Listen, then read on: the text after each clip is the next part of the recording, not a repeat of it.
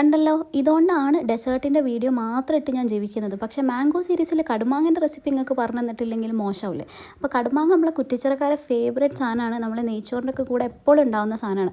Okay, അപ്പോൾ ഇത് ഉണ്ടാക്കാൻ ഭയങ്കര എളുപ്പമാണ്.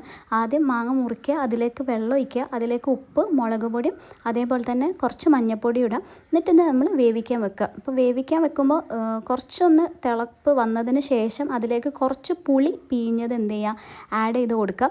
നന്നായിട്ട് വേവണം. മാങ്ങ നന്നായിട്ട് വെന്താലേ ആ ടേസ്റ്റ് വരുള്ളൂ. ഇത് നമുക്ക് ചോറിൻ്റെ കൂടെ ഇത് മാത്രം മതി. ഇത് കൂട്ടി കഴിക്കാം, അല്ലെങ്കിൽ പരിപ്പും കൂടെ ഉണ്ടെങ്കിൽ നല്ലതായിരിക്കും. പിന്നെ ഇതിൻ്റെ മേലെ പൊട്ടിച്ച് ഒഴിക്കാൻ വേണ്ടിയിട്ടുള്ള സാധനം അപ്പോഴാണ് പൊട്ടി തെറിച്ചത്. അപ്പം ജസ്റ്റ് വെളിച്ചെണ്ണയിൽ കുറച്ച് കടുകും കരിവേപ്പിൻ്റെ ഇടുക, എന്നിട്ട് ഇതിലേക്ക് ഒഴിക്കുക. എന്നിട്ട് മക്കളെ ഒന്നും നോക്കണ്ട, സാധനം കണ്ടില്ലേ, ഇതും കൂട്ടി ചോറ് അങ്ങോട്ട് തിന്നുക. വേറെ ഒന്നും വേണ്ട. ശരിക്കും ചോറും കറിയും കടുമാങ്ങ ഉണ്ടെങ്കിൽ നമ്മളെ ചോറ് എത്ര വേണമെങ്കിലും പള്ളിയിലേക്ക് പോകും.